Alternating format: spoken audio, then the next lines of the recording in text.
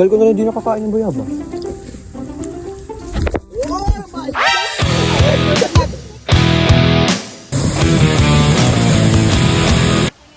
Pasa-pasa para makababa lang.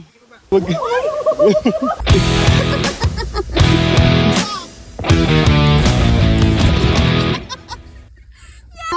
na. Video pa yan. Video pa yan. Good morning mga idol. Joke lang.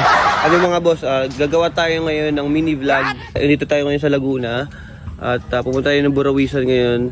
Dun medyo mini falls lang daw siya. Hindi ko pa alam, wala pa akong idea. So tara. So may mga kasama tayong pupunta ng Burawisan dyan sa Laguna. And tara, let's go, samahan nyo ako.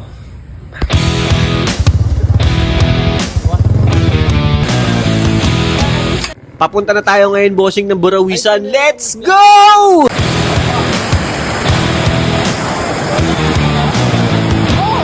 Dito yung mga bossing is kailangan nating magbayad ng environmental fee na 50 pesos, then 700 pesos naman about sa tour guide. Then about naman sa parking fee, 50 pesos po. Safe na safe naman po yung motor natin dyan. Ito kaming aakyat, so isa lang yung tour guide na mag-a-assist sa amin paakyat ng Burawisan Falls. Tanggalin mo yan, lagay mo sa motor dun. Magsisisi ka. Oras kaya maglalakad. Okay lang yan, para minsan lang naman po yan maglakad yung mga yan na mahirapan. At eto na nga, sumpisahan na natin yung kalbaryo.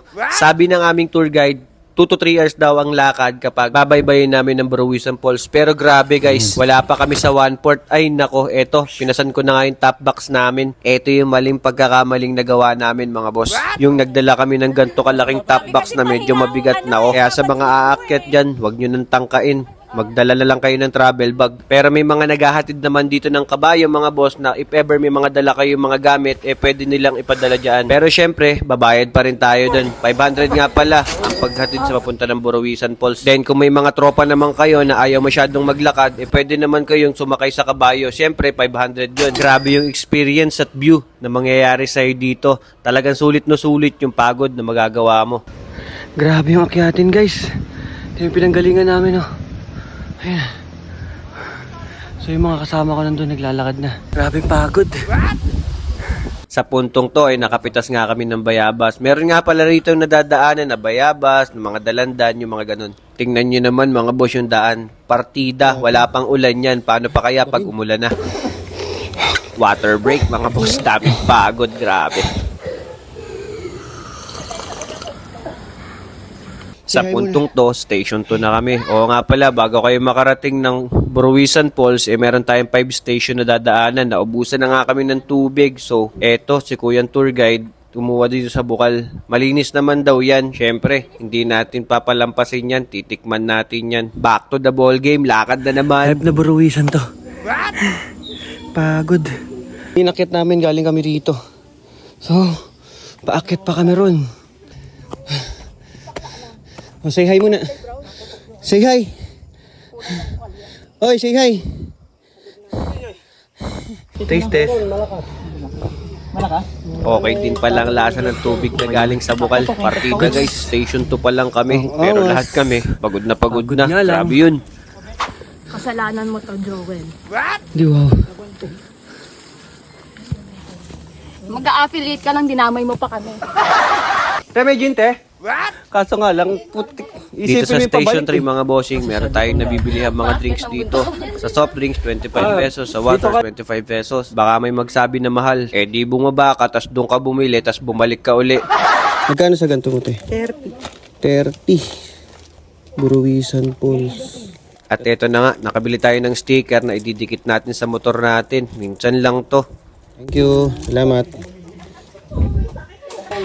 Sarap ng hangin. Grabe ba? At eto, back to the ball game. Lakad na naman ulit. May nakita kami magandang view, kaya picture muna. Nakasalubong na rin namin yung mga pababana. Morning po. Sige po. Kami naman po ang susubok.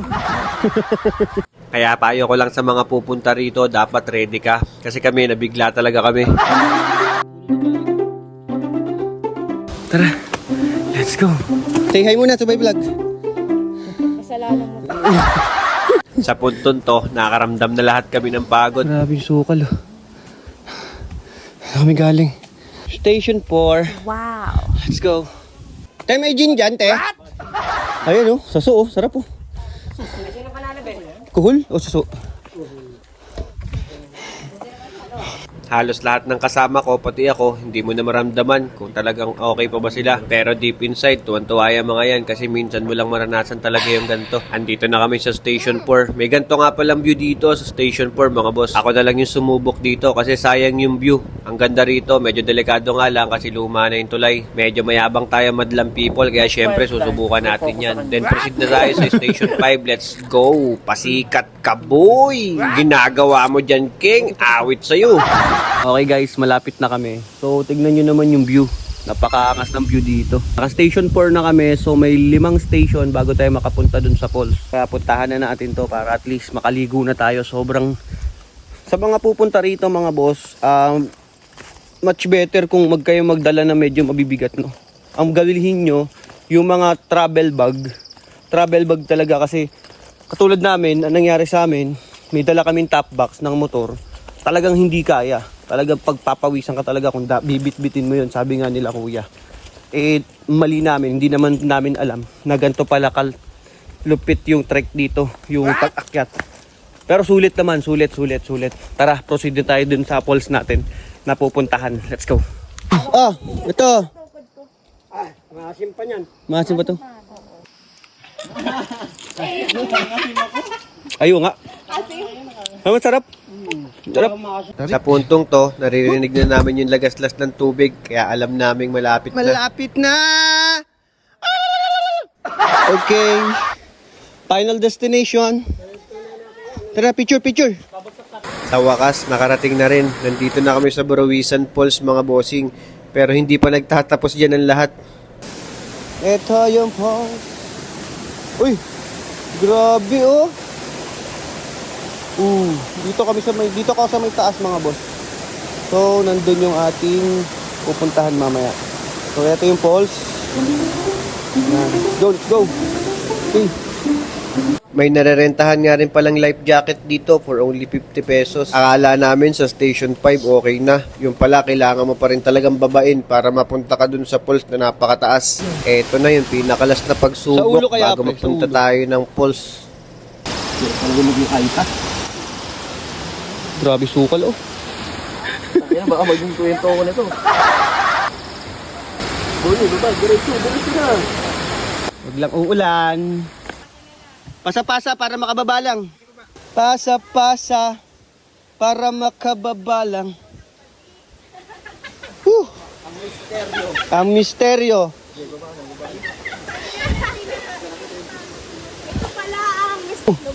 Ayan oh. Ayan yung guys oh. Eh. Bababa pa. Wag. Buti na lang talaga mga boss. Talagang hindi maulan ngayon. Pero kung maulan ngayon yung dinaanan namin, baka nagmumura na kami talaga. Grabe. Pero sulit. Ang ganda. Kung makikita nyo yan guys. Oh. Ayun oh. Natatakpan lang ng mga ng mga puno, pero pag papakita ko sa inyo. Let's go. Oh. Ito. Body yan siya.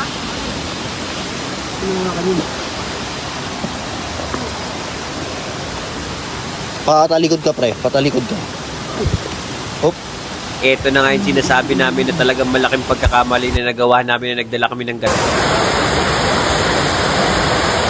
Pero eto na nga, sa hinaba-haba ng nilakad namin, narating na rin namin tong Burawisan Falls. Grabe, solid. Tanggal ang pagod pagdating mo at nakita mo tong napakaangas na falls na to. Dagdag kaalaman lang mga boss, meron nga pala silang 7 falls dito.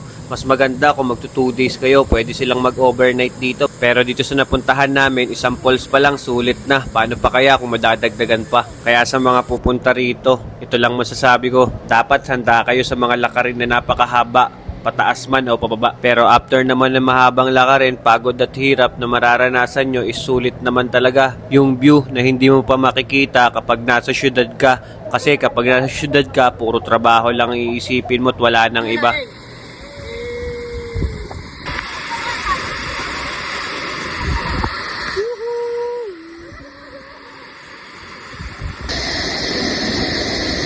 Nanga ka!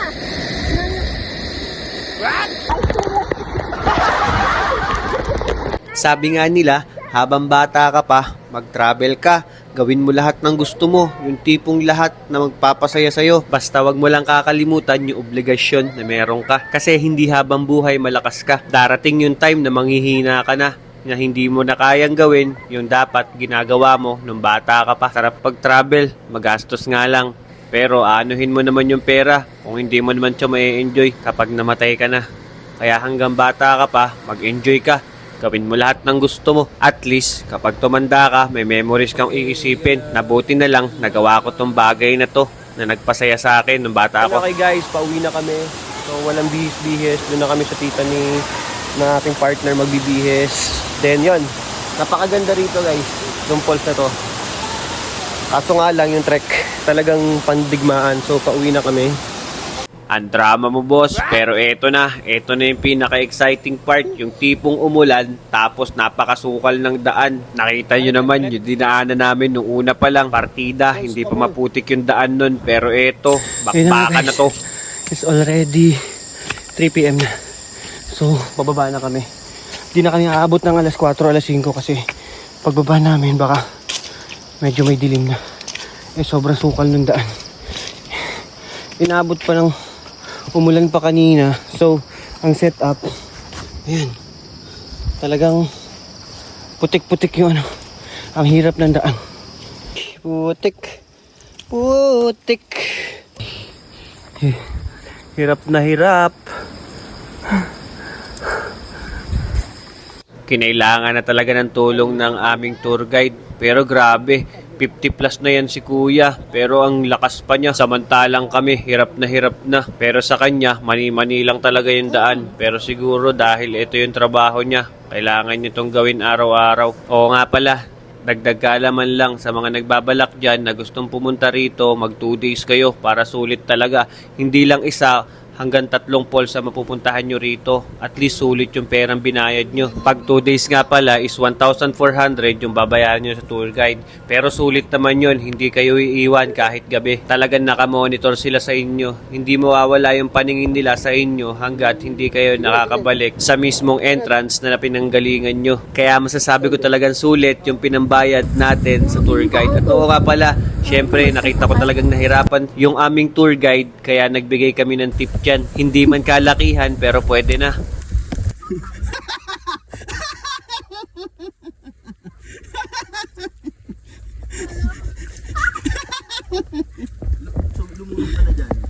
Eto na, nakakaramdam na kami ng pagod. Kaya ang dami naming bagsak dito. Halos lahat kami natumba, bumagsak at kinapitan ng linta. Grabe, first experience pero napakasaya nun. Tas ang lupit pa nito ni tatay na tour guide. Pitas ng mga prutas tapos pinapakain sa amin. Napakaangas mo tatay.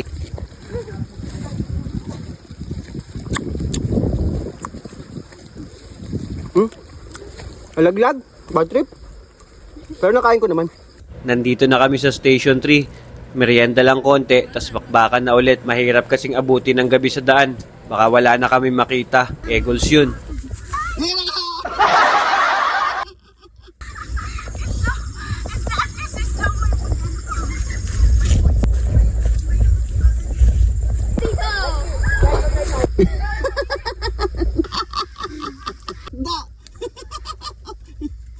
Bagsak!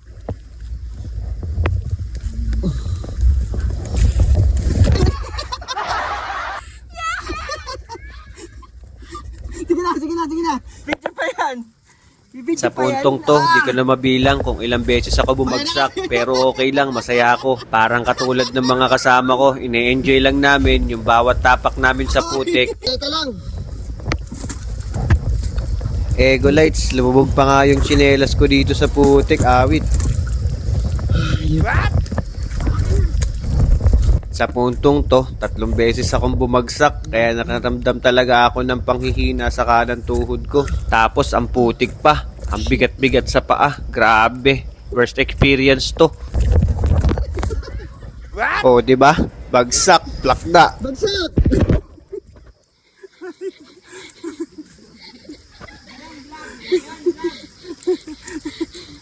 Tara na. Lahat kami nakikita niyong nahihirapan na Pero makikita mo naman sa mukha namin yung bakas ng saya, yung experience at memories na maidudulot nito.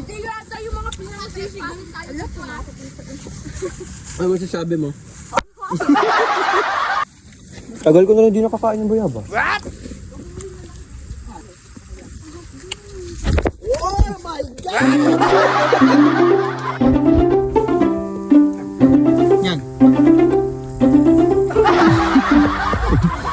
Fit check. Tapos din. Outfit check. Outfit check kami. Outfit check. Outfit check. Ikot, ikot.